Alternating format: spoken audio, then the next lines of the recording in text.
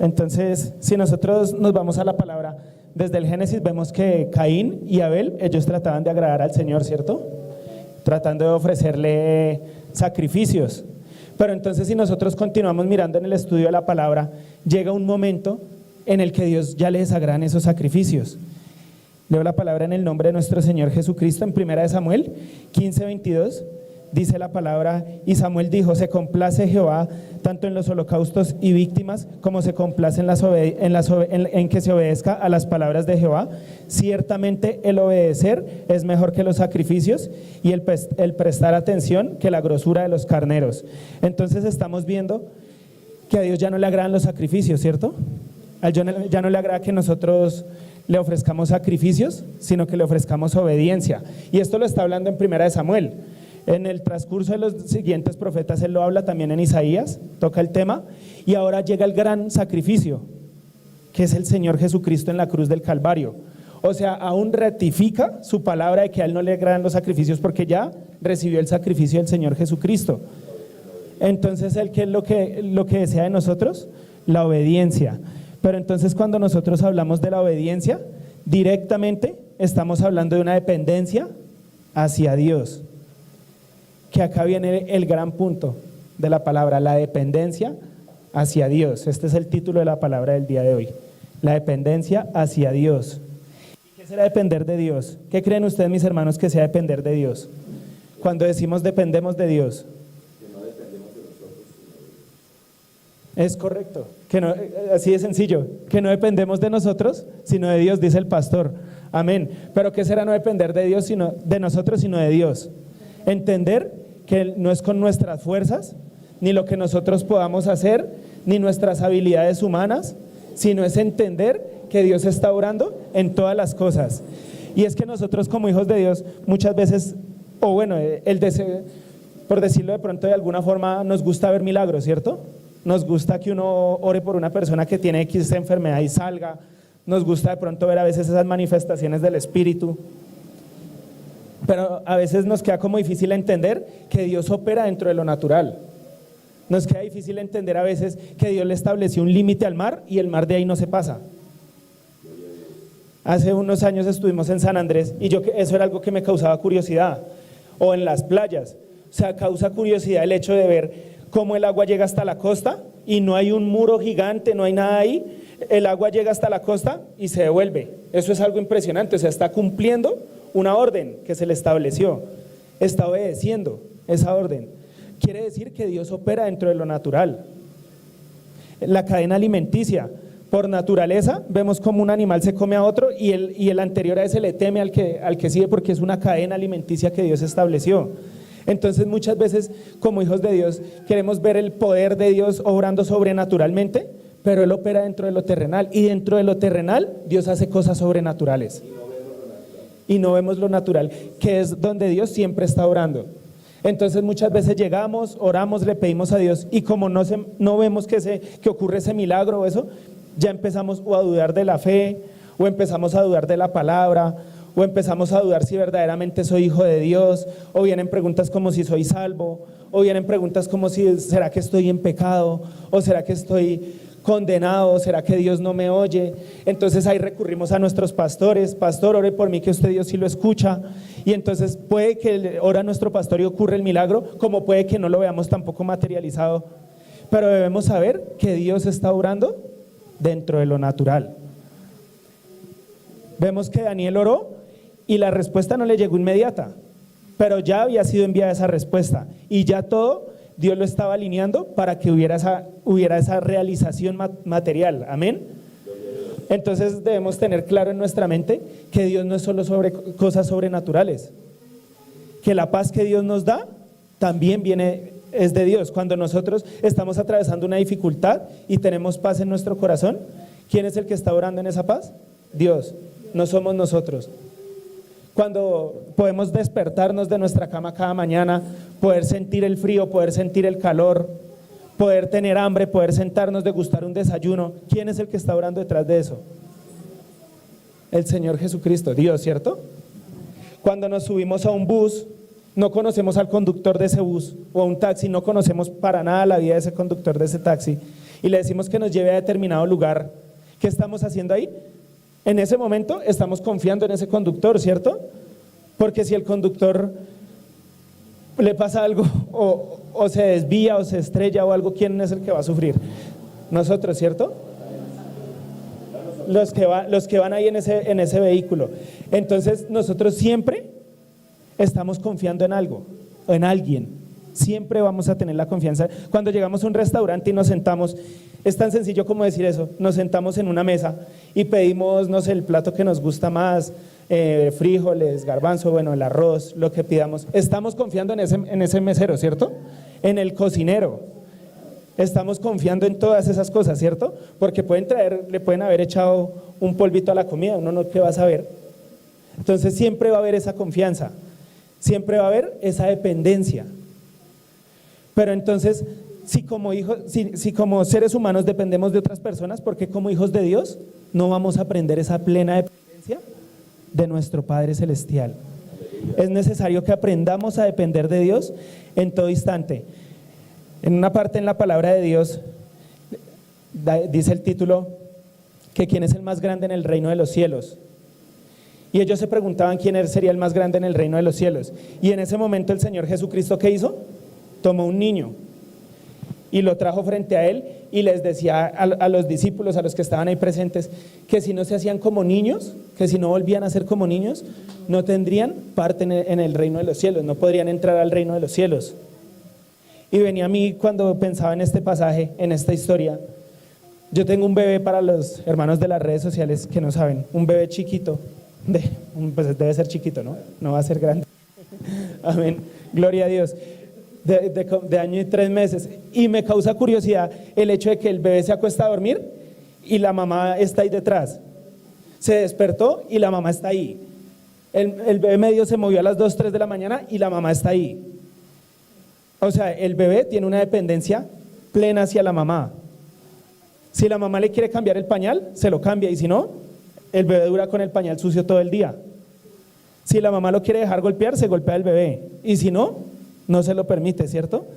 Pero vemos esa dependencia, y a esto se refería el Señor Jesús cuando decía que debemos ser como niños, a que debemos tener una dependencia directa de Dios.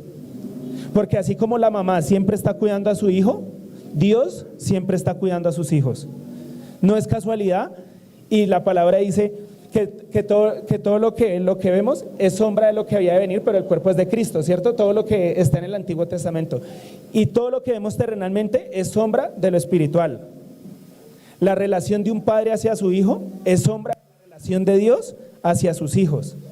Cómo un hijo depende de sus padres es sombra de cómo nosotros como hijos de Dios dependemos de nuestro Padre Celestial. Entonces, así como la mamá está abogando siempre por su hijo, Dios siempre va a estar con nosotros. Dios jamás nos ha desamparado y nos ha dejado solos. Entonces, vamos a mirar 3 aspectos, 3 puntos claves de cómo mantener esa dependencia hacia Dios. Cómo de pronto, en qué momento podemos llegar a fallar en esa dependencia hacia Dios y que a Él ya de pronto no le puede estar agradando. Y el primer punto es asirnos de la palabra de Dios. Asirnos de la palabra de Dios. Hebreos capítulo 6 versículos 17 al 20. Por lo cual, queriendo Dios mostrar más abundantemente a los herederos de la promesa la inmutabilidad de su consejo, interpuso juramento, para que por 2 cosas inmutables, en las cuales es imposible que Dios mienta, tengamos un fortísimo consuelo los que hemos acudido para asirnos de la esperanza puesta delante de nosotros, la cual tenemos como segura y firme ancla del alma y que penetra hasta dentro del velo, donde Jesús entró por nosotros como precursor, hecho sumo sacerdote para siempre según el orden de Melquisedec. Y quería centrarme en esta palabra asirnos. ¿Quién sabe qué es asirnos?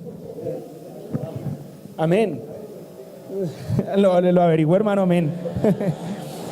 Asirnos en otras traducciones de la palabra, si lo miramos en la concordancia Strong, es agarrar, retener, echar mano, guardar. Estas son otras traducciones de la palabra asirnos. Aferrar, detener, retener, tener o tomar. Vuelvo al ejemplo del bebé. Cuando a veces venimos para la iglesia o nos subimos al carro, yo lo siento en las piernas al bebé y él se asirna, se puede decir, se asirna del timón. Y cuando se sube la mamá atrás, se forma el qué problemón, porque yo lo voy a pasar para atrás y eso se aferra ya y no se deja soltar. Y ha llegado momentos en que inclusive me toca devolverlo, dejarlo un momento y volverle, distraerlo y jalarlo. Y en ese momento es que lo puedo soltar de ahí porque se aferra, está aferrado. Y así tenemos que ser nosotros como hijos de Dios, aferrarnos a la palabra y jálenos el que nos jale y la situación que nos jale, estamos aferrados a la palabra. Porque la palabra que nos dice en el versículo 18, parte B, dice, tengamos un fortísimo consuelo los que hemos acudido para asirnos de la esperanza puesta delante de nosotros. Entonces debemos aferrarnos a esa esperanza. Acordémonos que el apóstol Pablo dice que la esperanza es lo que no se ve, porque lo que se ve ya no es esperanza, porque ya lo vemos. Nosotros tenemos la esperanza de que Dios va a hacer justicia delante de cada situación que se esté atravesando en la vida. Nosotros tenemos esperanza de que Cristo viene por nosotros. Nosotros tenemos la esperanza de que en algún momento vamos a gozar de este mundo terrenal, porque vamos a estar aquí gobernados por el Señor Jesucristo por 1000 años, gozándonos de lo que el enemigo se había robado. Y eso es una esperanza que nosotros tenemos. Y la palabra en el versículo siguiente nos dice, la cual tenemos segura y firme ancla del alma.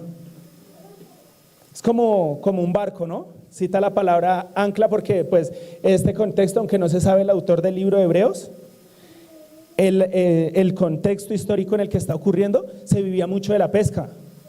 Vemos que Juan, hijo de Zebedeo, Andrés y Pedro eran pescadores, ¿cierto? O sea, es un contexto histórico donde se vive de la pesca, por eso ellos toman este contexto del ancla. Y vemos que cuando quieren de pronto aferrar un barco, que va el barco andando o hay que frenar, lo que hacen ellos, tiran el ancla, ¿cierto? O sea que el ancla es lo que lo mantiene a uno fortalecido. Pero el ancla de nuestra alma, ¿cuál es? ¿A dónde debe estar? En el Señor Jesucristo, y penetra hasta donde el velo, y penetra hasta dentro del velo, donde Jesús entró por nosotros como precursor. O sea que nuestra ancla, el ancla de nuestra alma es ¿quién? Jesucristo. ¿Por qué? Porque Él entró como precursor al velo, al lugar santísimo del tabernáculo. Entonces ahí es donde debe estar nuestra ancla, nuestro corazón, nuestra alma, aferrados al Señor Jesucristo, a su palabra, a la obra que Él hizo por nosotros en la cruz del Calvario. Toda la Biblia, toda la palabra de Dios, todo lo que nos enseña, muchas enseñanzas que Dios nos da en su palabra, tantas cosas de las que Él nos habla en su palabra, el centro era la obra de la cruz. Ahí es donde se resume toda la palabra, en la obra en la cruz, porque en la obra de la cruz es donde está nuestra ancla. Ahí es donde nosotros somos hijos de Dios. Ahí es donde Dios está comprando a su iglesia. Ahí es donde Dios está formando a sus hijos. Entonces sus hijos, por ende, deben mantenerse afirmados en la cruz del Calvario. Porque muchas veces asistimos a congregaciones o vemos prédicas muy bonitas. Yo he visto prédicas muy bonitas, pero hace poco, y se los dejo como tarea de pronto, si a ustedes les gusta escuchar prédicas, escuchen prédicas y analicen lo siguiente, que yo me puse a analizarlo hace poco y quedaba impactado. ¿Cuántas veces en una prédica nombran al Señor Jesucristo? A veces nosotros escuchamos prédicas muy bonitas y no estoy juzgando ni estoy señalando, pero a veces en esas prédicas tan bonitas, a veces ni se nombra al Señor Jesucristo, o cuando se nombra muy rápido. Y sí, son enseñanzas tremendas, donde nos dan fortaleza, donde a veces nos enseñan a mantenernos afirmados, fortalecidos en la palabra, pero se ha perdido ese centro que es Cristo Jesús. Es la cruz del Calvario, la obra que Él hizo por nosotros. Ahí es donde se resume todo y ahí es donde debe estar anclado nuestro corazón, asirnos de la palabra de Dios. Para tener una dependencia directa de Dios, tenemos que estar asidos de la palabra de Dios. La palabra tiene que hacerse nuestra, no entenderla. Esto lo veíamos en el discipulado de jóvenes. Una cosa es conocer, tener el conocimiento de las Sagradas Escrituras, y otra cosa es tener la revelación de las Sagradas Escrituras en nuestra vida. Cuando conocemos es una información que tenemos y queda como información, pero cuando es revelada es esa palabra viva en nuestra forma de actuar. Cuando yo empiezo a transformar mi conducta es porque la palabra está siendo revelada a mi corazón, y en ese momento, cuando la palabra está siendo revelada a mi corazón y empiezo a transformar mi conducta, quiere decir que empezó una dependencia hacia Dios. Empezamos a depender plenamente del Señor. Pero cuando estamos asidos de la palabra, cuando tomamos la palabra y nos apropiamos de la palabra a nosotros, porque la palabra no son cosas tristes, la palabra no es tristeza, no es dolor, la palabra es vida, la palabra es gozo, es amor, es alegría, es mantenernos contentos, firmes ante las dificultades, ante las tribulaciones, en todo instante. Eso es la palabra de Dios. La palabra de Dios no nos carga, ni tal vez es una perdedera de tiempo. La palabra es vida para nosotros, y así como nos alimentamos terrenalmente. ¿Cuántos comemos 3 veces al día? Yo como 3 veces al día, ¿cierto? O 2, mínimo, como mínimo 2, ¿cierto? ¿Será que comemos 2 veces al día palabra espiritual? En la mañana, en la tarde y en la noche deberíamos cargar las Sagradas Escrituras a todo lugar. Hubo un gran evangelista en el siglo XX, Smith Wigglesworth, y decían los que andaban con él que era un hombre impresionante. Él se iba a trabajar y lo primero que llevaba era la Biblia. Se hacía de la palabra, se llevaba su Biblia para el trabajo, y si en el trabajo le daban 20 minutos de almuerzo, se sentaba, leía 10 minutos la palabra y 10 minutos comía. O sea, siempre estaba alimentando el alma y después alimentaba el cuerpo. Pero, y si le daban 10 minutos y veía que no podía almorzar, no almorzaba, leía la palabra. Este hombre tuvo, si lo pueden buscar, tuvo 17 resurrecciones en todo el ministerio que él tuvo. Era un hombre tremendo de fe. A esto se refería el Señor Jesucristo cuando decía que el que cree en mí resucitó a 17 personas. A esto se refería el Señor Jesucristo cuando decía que mayores cosas harán. Tuvo 17 resurrecciones, ¿y serían casualidades? ¿Serían milagros? ¿Será que era un iluminado de Dios? No, era porque había aprendido el misterio de estar asido de la palabra,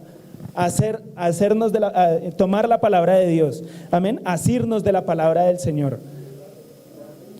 Entonces, para que nosotros tengamos esa firmeza en el Señor, tenemos que asirnos de la palabra de Dios, alimentar nuestra alma todos los días. Decía el salmista, voy a leer Salmo 121 versículos 1 y 2, y salto al Salmo 125, 1 y 2. Alzaré mis ojos a los montes, ¿de dónde vendrá mi socorro? Mi socorro viene de Jehová, que hizo los cielos y la tierra. Salmo 125, los que confían en Jehová son como los montes de Sión, que no se mueven, sino que permanecen para siempre. Como Jerusalén tiene montes alrededor de ella, así Jehová está alrededor de su pueblo desde ahora y para siempre. Y entonces yo leí este pasaje y dije, ¿cómo así que Jerusalén está rodeado de montes? Y me fui, mire, y sí, efectivamente está rodeado de montes. Y eso es una gran bendición, porque si la palabra lo dice y realmente está Jerusalén rodeado de montes, y dice que así como Jerusalén está rodeado de montes, Dios nos guarda y nos protege en todo instante. Esto es una poderosa palabra que no debemos dejar pasar, ¿cierto? Es una poderosa bendición el poder sentarnos y estudiar las Sagradas Escrituras. Y es algo que tomamos por fe, pero la fe es como un músculo. Cuando uno va al gimnasio, una persona va al gimnasio, llega flaquita, llega con los bracitos chiquitos, y llega de pronto y es el hazme reír de todo el gimnasio, ¿cierto? Porque llega y alza de pronto una barrita de 10 kilos, y todo de pronto todo el mundo, los grandes se le burlan, y el otro ahí con su barrita. Pero si esta persona que tiene el brazo chiquitico se afirma, se mantiene constante, mantiene una disciplina, y come bien, se alimenta bien, mantiene yendo al gimnasio en todo instante, está buscando a toda hora el gimnasio. Vemos que hay personas que inclusive viajan y antes de irse de una vez piensa, ¿para dónde voy? Voy para Cartagena y allá hay gimnasio. ¿El hotel para el que voy hay gimnasio? ¿Será que allá en esa ciudad? Porque me voy de viaje 3 días y yo lo que pase, pero yo no dejo mi gimnasio. ¿Y cómo vemos a esta persona que empezó flaquita en 2, 3, 4 años? Ya es tal vez uno de los que más alza en el gimnasio, ya es un fortachón, ¿cierto? Así debe ser nuestra fe. Si nos vamos de viaje, el que primero se empaca en la maleta, la palabra, es más, ni la empacamos. La llevamos debajo del hombro, pero no como en son de ofensa, como a veces se dice, que el cristiano es el que anda con la palabra debajo del hombro, sino la llevamos es para tener el fácil acceso a la palabra en cualquier momento. Que no, bueno, ahora con los celulares, más fácil aún. A veces la tecnología, si le damos el buen uso, es para beneficio de nosotros. Auriculares, manos libres, tanta tecnología, tantas facilidades que hay hoy en día que podemos tener ahí, la tenemos ahí al acceso y a veces no lo usamos. Si a la tecnología a veces le salieran arañas, de pronto uno entra a la aplicación de la Biblia y tiene arañas. Porque no se abre, no se usa. Es necesario que nuestra Biblia esté desempolvada. A veces uno llega a casas finas, casas lujosas de pronto, y todo tiene una posición meticulosa, ¿cierto? En la entrada está el tapete, uno abre la puerta y está el sonajero, después entra y no ve un solo grano de polvo en esa casa. No sé cómo hacen porque eso se empolva en todo momento. Vemos que el televisor está ahí puesto. Así debe ser la palabra de Dios en nosotros. Debemos tener ese lugar santo y esa posición para la palabra de Dios en nuestro hogar, en nuestra casa. Que hoy no se comió, que hoy no se trabajó, que se peleó, que de pronto hubo alegrías, que de pronto hubieron tristezas, sí, pero siempre estuvo la palabra en ese hogar. Debemos asirnos de la palabra de Dios. Amén. Este es el segundo punto a veces es un punto difícil y por lo general no ocurre cuando estamos alegres o cuando estamos gozosos o cuando todo en la vida nos está fluyendo bien. Muchas veces este segundo punto ocurre cuando hay dificultades, cuando hay tribulaciones, cuando de pronto estamos dudando de la fe, cuando de pronto estamos dudando de nuestra vida cristiana, estamos dudando si de pronto la palabra de Dios es real, de pronto se juntó todo en la vida, de pronto lo despidieron del trabajo y en ese momento tuvo problemas familiares y en ese preciso instante tuvo un problema con un amigo y la única persona en la que de pronto tenía esa relación también está en conflicto y en ese preciso instante le llegó una enfermedad, entonces se le juntaron todos los males, diríamos nosotros cotidianamente, se juntaron todos los males. Estoy atravesando la peor situación, bueno, declaro todo sin poder en el nombre del Señor Jesús, es un ejemplo. Dice la gente, estoy atravesando la peor situación de mi vida, ¿cierto? Y acá es cuando entra este segundo punto, a orar. No busques ayuda en otro lugar que no sea Dios. Porque ahí en ese momento es cuando verdaderamente se ve el Hijo de Dios. El Hijo de Dios no se ve en el gozo y en la alegría. Porque alabar y exaltar al Señor cuando estamos gozosos es muy fácil. Brincar, gozarnos cuando todo nos está marchando a la perfección, cuando nuestra economía, cuando nuestro hogar, nuestra familia, todo está bien, es fácil. Pero en el momento de la dificultad es cuando verdaderamente se ve un Hijo de Dios. Y estas son las pruebas que a veces el Señor permite para probarnos nuestra fe. Acordémonos del pasaje que nos leía nuestro pastor hoy en Primera de Pedro, bueno, no sé si lo traje acá, sí, Primera de Pedro, capítulo 1, versículos 7 al 9. Para que sometida a prueba vuestra fe, mucho más preciosa que el oro, el cual, aunque perecedero se prueba con fuego, se ha hallado en alabanza, gloria y honra, cuando se ha manifestado Jesucristo, a quien amáis sin haberle visto, en quien creyendo, aunque aún no lo veáis, os alegráis con gozo inefable y glorioso, obteniendo el fin de vuestra fe, que es la salvación de vuestras almas. Este punto, el último versículo, no sé si le pusieron cuidado al versículo 9, ahí está la clave de las pruebas en nuestra vida. Y ahí está la clave de por qué todos tenemos que ser probados. Y ahí está la clave de por qué siempre uno dice, Señor, pero no hay posibilidad de que no me pruebes. No, tristemente no. Tristemente, si somos hijos de Dios, yo tengo que decirle la verdad, si somos hijos de Dios vamos a ser probados. Y es algo impajaritable. Sí o sí tenemos que ser probados, porque a Dios nadie se le va a colar. A él nadie se le puede colar. No es como en las filas que a veces hay 10 personas y llega uno y dice, ¿será que? Ay, ¿qué más? Vecino, y una preguntita y ahí se le fue metiendo y se coló, ¿cierto? y se acomodó de primeras. A Dios no le podemos hacer eso. A Dios no le podemos colar, y por eso viene el versículo 9. Ya se me perdió. Obteniendo el fin de vuestra fe, que es la salvación de vuestras almas. Obteniendo el fin de vuestra fe, que es la salvación de vuestras almas. ¿Qué quiere decir esto? En palabras más, palabras menos, ¿qué quiere decir esto? Que nuestra fe es la que nos va a dar la entrada al reino de los cielos. ¿La fe en qué? En creer en Cristo, ¿no? No estoy diciendo que sea por obras, valga la pena aclararlo, no estoy diciendo que sea por obras. La salvación es por misericordia, por gracia, por misericordia de Dios que tuvo hacia nosotros, porque creemos en el Señor Jesucristo. Dios nos estiró la mano de su gracia a través del Señor Jesucristo. Nosotros le tomamos esa mano a Dios a través de la fe, pero tenemos que mantenernos afirmados en la mano de Dios. Nuestra vida tiene que mantenerse afirmada en la mano de Dios, y esa afirmación en la mano de Dios es lo que nos va a llevar a ser salvos.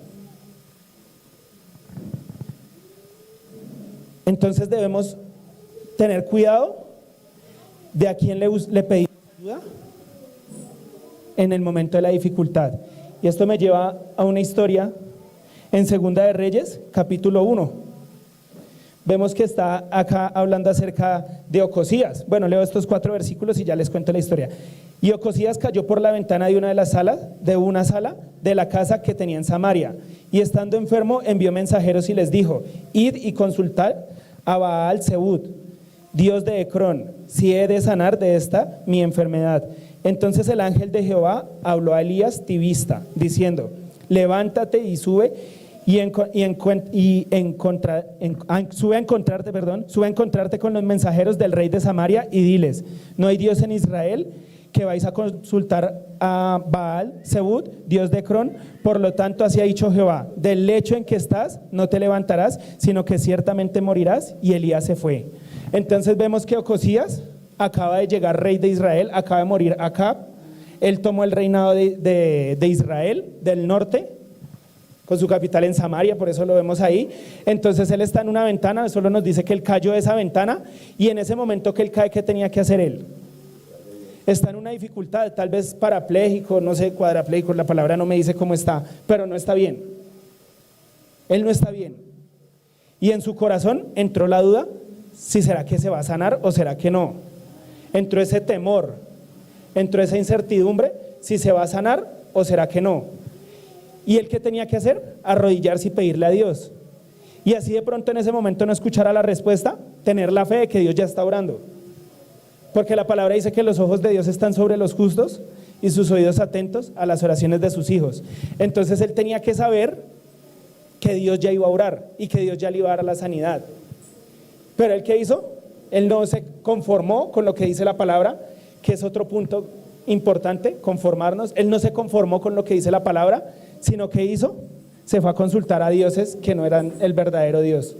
Se fue a los brujos, se fue a los hechiceros, se fue tal vez a las personas que hacen tarot, o tal vez a las personas que leen la mano, o adivinos, y le empezó a quitar la honra a Dios, porque a Dios lo honramos a través de la fe, y cuando le quitamos la fe a Dios, le estamos quitando la honra al Señor. Cuando dejamos de depender de Dios, estamos deshonrando a nuestro Padre Celestial. Y eso fue lo que hizo Ocosías, y Dios lo estaba viendo, porque vemos que Elías Tibista no sabía nada de lo que estaba ocurriendo, y en ese momento Dios le habla a Elías, y que le dice: sal a encontrarte con esos mensajeros que van hacia Baal Zebud, y diles que vayan y le digan a Ocosías que si acaso no hay Dios en Israel, que si acaso no hubo un Dios en Israel que los libertó de Egipto, que si acaso no hubo un Dios en Israel que abrió el mar, que si acaso no hubo un Dios en Israel que hizo justicia cuando ellos eran esclavos y que oyó su clamor, que si acaso no hubo un Dios de Israel que respaldaba a Elías, que había hablado a través de Samuel, que si acaso no había ese Dios. Y ahora vemos que viene una causa, un efecto de esa situación, de no creer plenamente en Dios. ¿Y cuál es? ¿Qué le dice Dios a Ocosías? Por lo tanto, así ha dicho Jehová: del lecho en que estás no te levantarás, sino que ciertamente morirás. No debemos confundir a Dios. En nuestra mente debemos tener claridad de quién es Dios. Y debemos tener claridad del poder de Dios. Si queremos saber del poder de Dios, los invito a que lean el Antiguo Testamento a la luz del Nuevo Testamento. Ahí se manifiesta todo el poder en absoluto de Dios. Si les queda alguna duda leer el Antiguo Testamento del poder de Dios, vamos a las cartas paulinas y vemos cómo Dios levantó a su Hijo, lo resucitó al tercer día. Efesios 1 habla acerca de eso, del poder de Dios en operación en la resurrección de su Hijo Jesucristo. Entonces vemos el poder de Dios, vemos que Dios es amor. Dios se nos manifestó a través del Señor Jesucristo en amor. Él nos mostró el amor, nos enseñó a vivir en amor. Pero hay otra parte de Dios que jamás como hijos de Dios debemos olvidar o debemos dejar de lado. Y es que Dios, como es amor, es justicia. La justicia y el amor van muy de la mano. Y así como Dios nos ama, tiene que hacer justicia. Y si nosotros cometemos actos que no van a favor de nuestra fe o a favor de la palabra y de pronto llegamos a materializar cosas que no van a favor de Dios, tenemos que recibir una recompensa, sea buena o sea mala, a ese acto que hemos hecho. Por citar un ejemplo, una persona comete un delito, llega a la cárcel y en la cárcel se convirtió en Cristo. ¿Por convertirse en Cristo queda libre? Aunque fue redimido por la sangre del Señor Jesús, tiene que pagar su condena, porque todo acto tiene una consecuencia. Y el acto de Ocosías le estaba trayendo la muerte física. No puedo hablar de la espiritual porque no me lo aclara la palabra, eso ya se lo dejo a cada uno que ore y le pida al Señor, pero sí nos está hablando de que va a tener muerte física. ¿A raíz de qué? De que se fue a buscar donde no debía buscar, de que no buscó al Dios de Israel, al Dios de Jacob, al Dios de Abraham, al Dios que creó los cielos y la tierra, sino que hizo, puso su esperanza en otro ser humano, porque solo hay un solo Dios. La Biblia dice que hay un solo Dios y Padre, un solo intercesor. Ahorita, el hermano mayor, gracias. Un solo Dios, un solo intercesor, uno solo. La Biblia no dice que hubieron múltiples dioses en la creación del mundo. La Biblia no dice que se sentaron varios dioses y empezaron a diseñar, no, dice que fue un solo Dios. Entonces cuando la palabra me habla de Dios, si vemos este pasaje, lo dice con D minúscula, porque son hombres. ¿Y el hombre qué poder tiene? Nosotros no tenemos ningún poder. Aunque a veces el hombre llega a lugares de posición y a veces brilla ante una sociedad, no tiene poder de nada. Porque, como decía el apóstol Pablo, ¿qué tenemos que no hayamos recibido? ¿La vida será que es nuestra? Yo la recibí. Yo no pedí estar en este mundo, pero acá estoy. ¿El almuerzo será que es mío? No, yo lo recibí. Que lo compré, sí, pero lo recibí. Hubo un intercambio, un trueque. Alguien fue, trabajó ese grano, alguien lo transportó, alguien lo trajo a la ciudad, alguien lo preparó, si fuimos nosotros mismos, bueno, gloria a Dios, y llegó a la mesa. Pero eso no es mío, porque yo lo recibí. El trabajo lo recibí. La inteligencia la recibimos. Entonces, ¿qué tenemos que no hayamos recibido? Todo lo hemos recibido. Y si solo estamos hablando de que hay un solo Dios, quiere decir que de Él lo hemos recibido. ¿De cuál Dios? De nuestro Padre Celestial, del que recibimos la salvación, del que recibimos la sanidad, el que se manifestó a través del Señor Jesucristo. A Él es al que debemos acudir en un momento de dificultad, al Señor Jesucristo, a su palabra. La Biblia nos enseña que debajo del cielo no hay nada nuevo, todo se repite. Y Dios no hace acepción de personas. Entonces, ¿qué quiere decir? Que la situación, muy probablemente la situación que estemos atravesando, sea cual sea la situación, sea económica, sea de familia, sea de salud, no sé qué otras situaciones puedan estar atravesando, alguien más ya las vivió y ya está registrado en su palabra. Y ahí es donde está la sanidad, ahí es donde está la salvación. A veces nos muestra por símiles o a veces nos muestra directamente. Acá estamos viendo una ejemplificación de lo que no debemos hacer, que nos sirve para tomar lo que sí se debe hacer, ¿cierto? Sí, comparaciones, comparar entre una cosa y otra, ¿no? Las conductas, de pronto, miramos esta conducta y la comparamos con qué debemos hacer nosotros. Entonces eso es lo que nosotros debemos hacer en todo instante. llegar delante de la presencia de Dios. Jamás olvidarnos que Cristo hace 2000 años nos dio la victoria. Yo lo he dicho acá y no me voy a cansar de repetirlo, como decía el apóstol Pablo, es necesario que vuelva a decirlo. Estamos peleando una guerra que ya ganamos. Esto es una guerra y ya la vencimos, ya tenemos la respuesta final, ya la vencimos. Ahí sí, como dicen los soldados, el hecho de que se pierda la batalla no quiere decir que se perdió la guerra. Nosotros en Cristo Jesús somos vencedores, somos más que vencedores, dice la palabra. No dice vencedores, somos más que vencedores. Amén. Como había un ejemplo que veía una vez, hay dos boxeadores, entonces uno se entrena todo el tiempo, va al gimnasio, se entrena en el deporte y llega al round y pelea y gana la victoria. Él fue vencedor, pero ¿quién fue el más que vencedor? La esposa de él. Porque aunque no estuvo parada en el round, va a gozar de los privilegios que tuvo que tuvo el esposo que ganó. Amén. Porque cuando él acabó la pelea y se fue de viaje, ¿quién se fue con él? ¿Y la esposa estuvo allí y la golpearon? Ah, bueno, pero es más que vencedora. ¿Quién venció en el round? El Señor Jesucristo. ¿Y quién es la esposa de Cristo?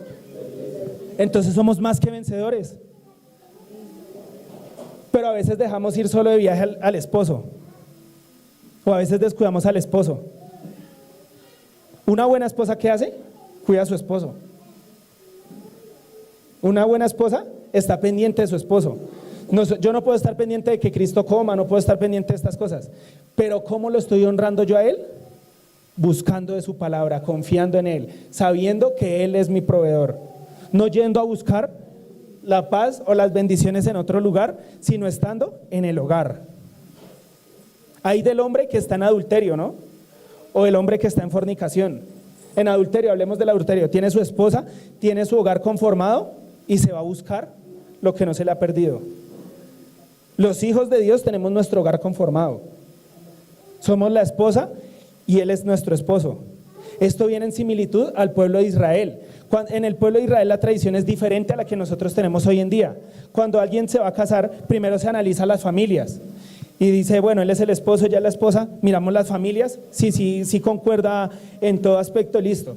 Ahora aprobamos que se casen. Ahora, cuando ya se da la aprobación de que se casen, el hombre le da algo a la mujer de mucho valor. En ese momento puede ser un anillo, nosotros lo llamamos anillo de compromiso. Puede ser una joya. En ese momento el hombre le da algo valioso a la mujer. Ya hay un compromiso. Eso ocurre delante de testigos para que sea algo legal, algo formal. En ese momento la mujer ya está comprometida. Ella ya no puede ir a comprometerse con otro hombre porque ya tiene un compromiso con esa persona. Y el hombre ya está comprometido. Ahora, ¿qué ocurre? El hombre se va a preparar hogar.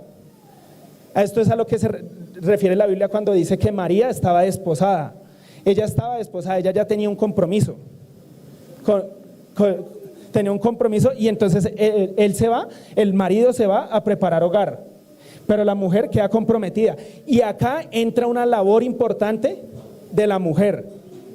Cuando el marido se va a buscar hogar para llevar a su esposa, entra una razón importante en la mujer y es mantenerse pura delante de Dios, mantenerse pura en toda conducta, mostrar que es digna de ese esposo que va a tomar. Y mientras tanto, el esposo, ¿qué está haciendo? Preparando hogar. ¿Qué dijo el Señor que iba a hacer? Prepararnos hogar, ¿cierto? ¿Qué está haciendo Él? Preparando el hogar para nosotros. ¿Y qué hace la esposa? Se mantiene pura, se mantiene firme mientras llega el novio. Ya una vez llega el novio, toma a la novia y se van a vivir al sitio que él preparó. Esto por lo general ocurre en la noche. En Israel por lo general no ocurre en el día cuando todos están despiertos, sino cuando está de noche. Llega el novio de pronto con antorchas en ese momento histórico, con antorchas, y llega y de pronto ocurre algo tremendo y se lleva a su esposa. ¿Qué quiere decir que sea de noche? Que no sabemos cuándo va a venir el Señor Jesús, pero Él va a venir por nosotros y debemos mantenernos firmes en Él. Decía el Señor Jesucristo, todas estas cosas os he dicho para que tengáis paz. En el mundo tendréis aflicción, pero confiad, yo he vencido al mundo. O sea, Él ya nos dio la promesa de que va a volver. Cuando esta palabra dice confiad, si nosotros miramos en otras traducciones, dice dificultades y pruebas. O sea, ¿qué quiere decir? Que estamos en este mundo y que vamos a atravesar dificultades y vamos a atravesar pruebas. No les puedo decir de cuál tipo, pero pueden ser económicas, de salud, de cualquier tipo, de familia, de cualquier tipo, son pruebas. Pero ¿qué dice? Yo ya he vencido al mundo, yo ya vencí esas pruebas, dice el Señor Jesús. Entonces debemos siempre buscar la ayuda en Dios. Cuando se atraviesa la dificultad, acá es cuando más debemos estar.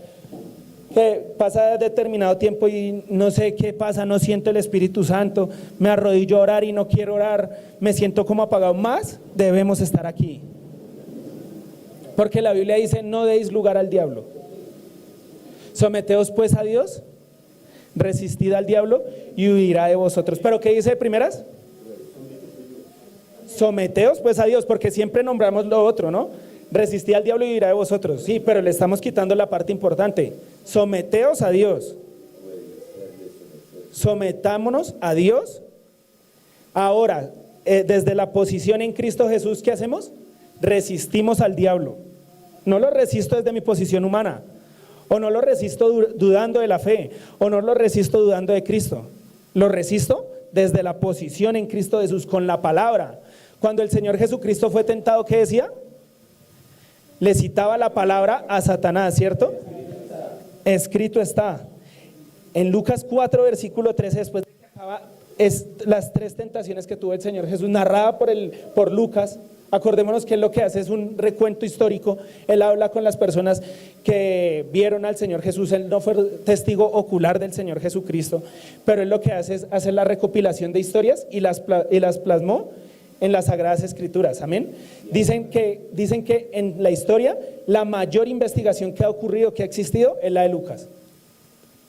Historiadores, gente que desea investigar la historia, gente que se dedica a la historia, recurren a la investigación que hizo Lucas, porque fue una investigación profunda y exhaustiva.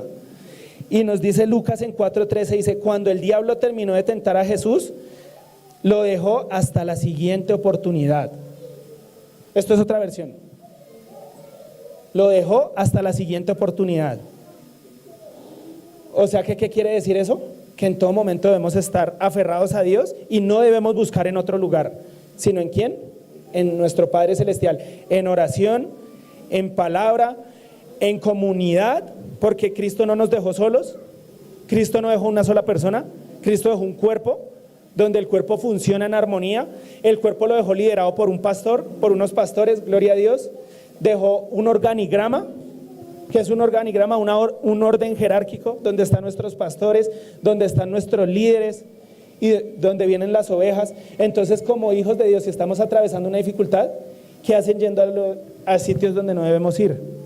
A hechiceros, a brujos, o inclusive a veces creer en el limón, o coger, es que yo quiero viajar mucho este año, ¿y qué hago? Alisto la maleta y corra el 31 de diciembre, pendiente en la puerta, los interiores amarillos, no sé qué otras cosas, las 12 uvas, ¿qué más cosas hay? No sabemos nada de eso, ¿cierto? Amén, gloria a Dios. Bueno, las papas, ¿qué hacemos creyendo en eso? Quitándole la fe a Dios. Aunque suena jocoso, a Dios no le suena tan chistoso.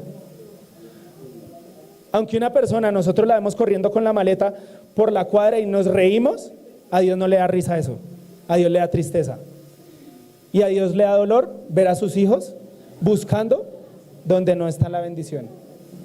Porque Él se nos manifestó en amor y en gloria. Y Él quiere lo mejor para su iglesia. Amén. Uy. El tercer punto, bueno, Padre Celestial, espero no alargarme. El tercer punto, ya me alargué. El tercer punto para tener una dependencia hacia Dios es persiste en tener una relación con Dios y no te dejes vencer por la prueba. ¿Cómo es destruido un hijo de Dios? ¿Cuándo llegó la perdición al hombre? ¿Cómo creen ustedes que es destruido el hijo de Dios? Alguien que alce la mano y diga, hermano, yo sé cómo es destruido, yo sé el punto crítico con el que el diablo ataca al hijo de Dios.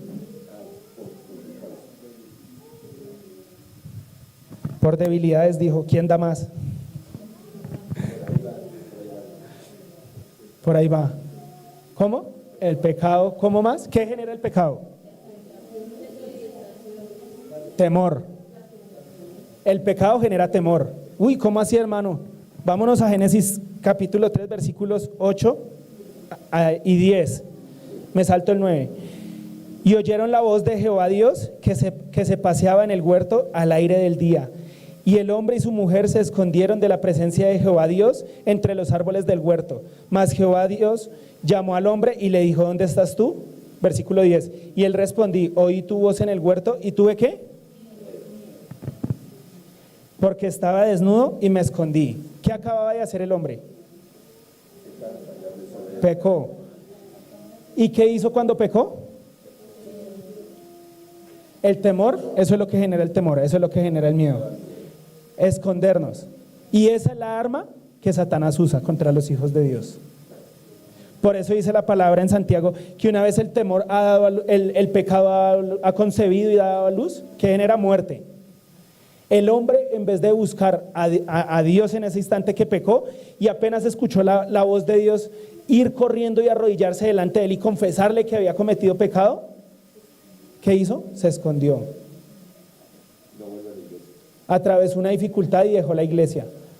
Atravesó una dificultad y le empezó a parecer feo la oración o aburrido.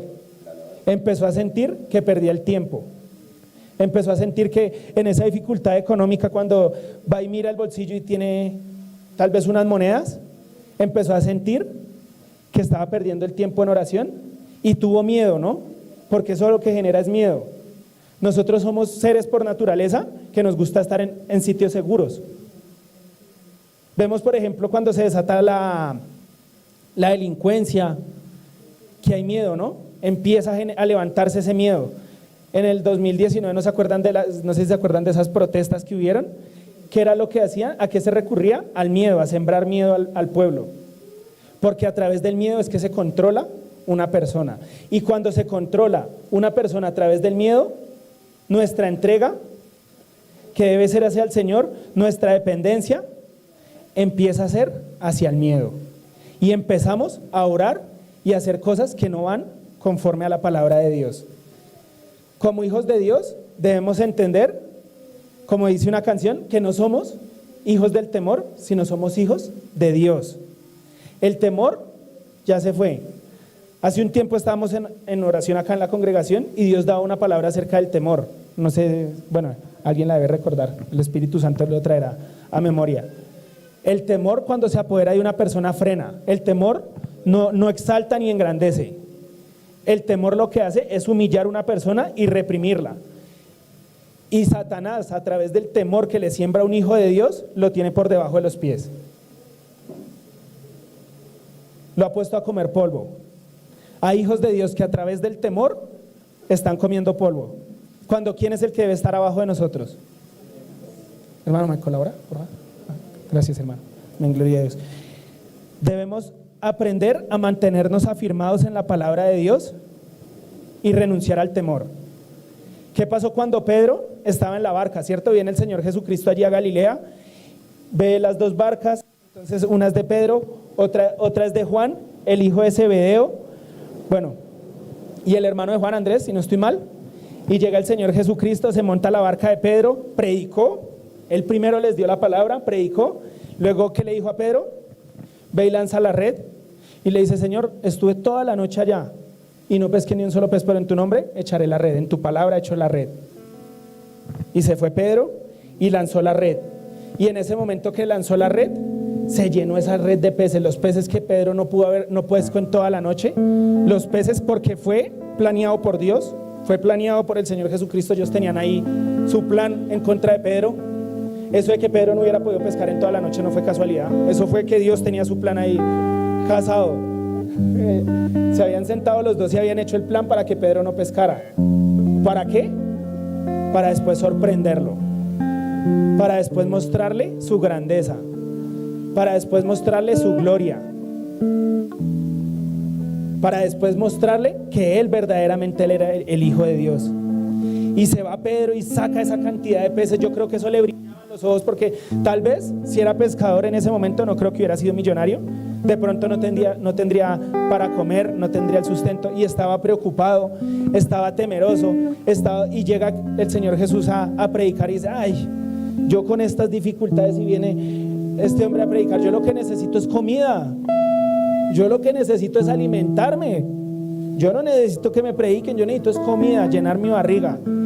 Y el Señor Jesucristo, en su gloria y en su grandeza, entendió cómo hacerlo uno sin dejar de hacer lo otro, porque le proveyó el alimento, que era la necesidad que tenía Pedro en ese momento, pero aparte de eso le mostró quién era verdaderamente el Hijo de Dios. ¿Y qué dice la palabra? Ya se me fue. En Lucas, en Lucas 5, versículo 11, dice la palabra: después de que Pedro vio la gran cantidad de peces que recogió, que le tocó llamar a los otros pescadores, a Juan y Andrés, les dijo: venga, porque recogí tantos peces que se me va a voltear la lancha. Se fueron ellos rápidos. Yo creo que el Señor Jesucristo los miraba y se reía, tal vez porque él sabía que eso era obra de él, y allá todos bregando con la barca, y recogieron los peces, y cuando recogieron quedaron aterrados, quedaron impactados. Lo que Pedro había visto, lo que Juan y Andrés habían visto, fue algo que los dejó impactados, y dice la palabra: y cuando trajeron a tierra las barcas, dejándolo todo, lo siguieron. ¿Qué hicieron ellos? Ya a Pedro ya no le importaba comer. Él dijo: no, si es que el que tengo acá al frente es más que comer, me sobreabundó en un momentico, lo que yo no había podido hacer en toda la noche, con todo mi esfuerzo, él me lo sobreabundó en 2 minutos. ¿Cuánto se demoraría Pedro en tirar la red y recoger peces? Dijo: por este lo sigo todo, yo por el Señor Jesucristo lo sigo todo, y seguirlo todo es seguirlo todo. Vemos al apóstol Pablo cómo pagó cárceles, cómo fue latigado, cómo se le burlaban de la fe. Lo escuchamos muchas veces y tal vez suene ya como trillado, bueno, no sé si es la palabra, o suene, nos acostumbramos a eso. Pero si llegamos y nos vamos a nuestra mente ahorita, estar en una cárcel en Colombia, ser humillados de pronto por ser hijos de Dios, aguantar menosprecios de pronto, y de pronto no en una cárcel, sino en lo más recóndito de la cárcel, allá en la catacumba de la cárcel, allá donde no llega ni la luz del sol, por estar predicando a Cristo, y en ese momento tener el valor y la valentía de exaltar al Señor, eso es porque lo dejó todo por Dios. Eso es lo que Dios está buscando en sus hijos, y eso es lo que Dios está haciendo cada día en nosotros. Dios está probando nuestra fe cada día para hacernos más puros, para hacernos más santos, y para mantenernos afirmados en su palabra y en su amor. Porque ¿qué dice la palabra? Que no temamos al que mata el cuerpo,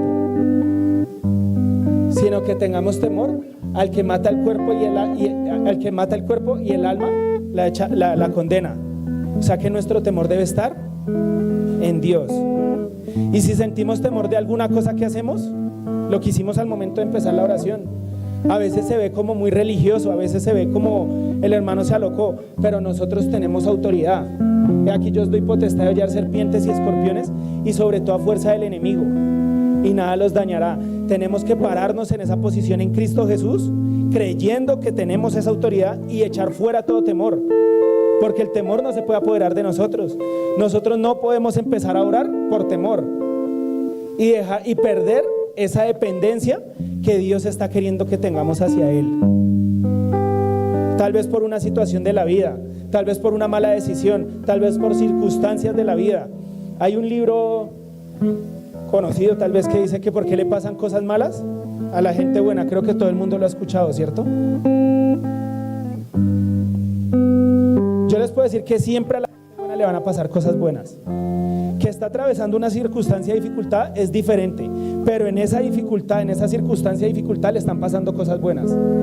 ¿Por qué le están pasando cosas buenas? Porque está contento, porque está alegre, porque está gozoso, porque tiene a Dios, porque tiene su palabra. Tiene deuda, sí, pero tengo a Dios y Él sobrepasa todo. Tengo una enfermedad, sí, pero tengo a Dios y Él sobrepasa toda enfermedad. Tengo problemas en mi hogar, sí, pero tengo a Dios, y con Él todo lo puedo. Él me da esa paz. Entonces a los hijos, a las personas buenas, no hay hombre bueno, ¿cierto? Pero a los hijos de Dios, siempre le pasan cosas buenas y siempre andamos en un muy buen estado emocional. Claro que a veces no está prohibido llorar, no está prohibido expresarnos, porque son emociones que Dios nos ha puesto. Somos seres humanos. Dios entiende a veces las cargas. Dios a veces entiende que para descargarnos tenemos que llorar, que para descargarnos tenemos que lamentar. Pero Dios todo eso lo permite para mostrarnos su gloria. Dios le permitió a Pedro la preocupación toda esa noche, pero al otro día, ¿qué le mostró? Su poder, su gloria, su grandeza. En Jeremías, ya cerrando, en Jeremías 18, versículos 4 y versículo 6, viene palabra al profeta Jeremías y leo la palabra en el nombre del Señor Jesús. Y la vasija de barro que él hacía se echó a perder en su mano, y volvió y la hizo otra vasija según le pareció mejor hacerla. Está Jeremías y le dice que se vaya a casa del alfarero, que allá le va a llegar palabra de Dios. Entonces Jeremías se va a casa del alfarero. En ese momento que llega a casa del alfarero hay un disco, y en ese momento el alfarero está haciendo un molde con el barro. Llega tal vez Jeremías y se queda mirándolo, y está el alfarero ahí haciendo el molde. ¿Y qué pasó en ese momento? Se echó a perder. Pero Jeremías estaba mirando lo que el alfarero estaba haciendo. Y después de eso el alfarero volvió y borró todo eso que había hecho, y volvió y empezó a formarlo. Y llega el versículo 6. ¿No podré yo hacer de vosotros como este alfarero, oh casa de Israel? Dice Jehová. Y he aquí que como el barro en la mano del alfarero, así sois vosotros en mi mano, oh casa de Israel. Cuando Dios está echando algo a perder en tu vida, no es porque a Dios se le salió de control, es porque va a ser una obra más maravillosa en nosotros. Cuando Dios rompe, no es para destruir. Dios rompe para construir. Dios rompe para bendecir. Dios rompe para engrandecer. Dios usa esa ruptura para hacernos más fortalecidos y más grandes, para mostrarnos su gloria. Al alfarero en esta historia se le rompió por casualidad, pero a Dios nada se le rompe por casualidad. Que la vida de nosotros haya estado destruida antes de llegar a Cristo, y en ese preciso momento se presentó Cristo, no es casualidad. Dios permitió que se destruyera nuestra vida para que estuviéramos aquí hoy, para que estuviéramos gozándonos en la palabra. Por eso decía, cuando soy débil, entonces fuerte soy. Cuando Dios rompe, somos fuertes y nos mantenemos firmes en su palabra, porque no estamos viviendo por lo que estamos viendo, porque eso no es esperanza. Tenemos el ancla de nuestra alma, que es Cristo, y en esa esperanza nos mantenemos firmes, y esa esperanza nos va a llevar a la grandeza. Muchas veces decimos Dios, o las personas, si Dios existe, ¿por qué mueren niños? Si Dios existe, ¿por qué pasan esas cosas? Pues donde abundó el pecado, sobreabundará la gracia. Dios siempre tiene una cara bonita que mostrarnos a la vida. Dios siempre tiene una cara bonita, y siempre vamos a tener algo por qué agradecer. Si hay una dificultad en todo, como decíamos ahorita, se juntaron todos los males, hay una cosa por qué dar gracias, y es porque nuestra vida no se acabó. Es porque podemos respirar y exhalar. El libro de Eclesiastés, hace un tiempo que lo estaba leyendo, que es mejor estar en un cementerio, es mejor estar recurriendo a un cementerio que estar recurriendo a las fiestas. Porque cuando recurrimos al cementerio, el sabio recurre al cementerio, porque eso lo hace pensar, centrarse, lo hace alinearse. Cuando nosotros entendemos que verdaderamente en esta vida llegamos sin nada y nos vamos sin nada, entendemos que el paso por esta vida debemos gozarlo y disfrutarlo, y que la única forma de gozar y disfrutar el paso por esta vida es estando en Cristo Jesús, es manteniéndonos firmes en el Señor, y sabiendo que sea cual sea la dificultad, que oré, clamé al Señor, le he pedido por trabajo y me tocó salir a caminar porque no tengo para una moto, y me tocó salir porque no tengo para un pasaje, en ese momento estoy gozoso, porque tengo vida, porque puedo expresarme y puedo ir a pedirle a otra persona que me preste. Eso es una bendición. ¿Cuántas personas no pueden hablar? ¿Cuántas personas están en una cama, tienen montones las cuentas a reventar de dinero, pero están en una cama conectados con una máscara de oxígeno? Siempre hay algo por qué agradecer. Nunca debemos quitarle el lugar a lo importante. Nunca debemos quitarle el lugar a Dios de nuestro corazón. Porque toda nuestra vida, el entorno, nuestra vida debe girar en torno a Dios, en alabanza a Dios. ¿Qué podrá apartarme de Cristo?, decía el apóstol. Lo alto, lo ancho, lo profundo, lo porvenir. ¿Qué podrá apartarme de Cristo? ¿Será que una dificultad económica podrá apartarnos? ¿Será que algo de eso podrá apartarnos? Nada. Gloria al Señor. Padre Celestial, en este momento, en el nombre de nuestro Señor Jesucristo, te damos gracias, Padre Celestial, porque tú eres nuestra fortaleza, Padre, porque tú eres nuestra firmeza, Padre Celestial, porque dependemos de ti, Padre amado Señor.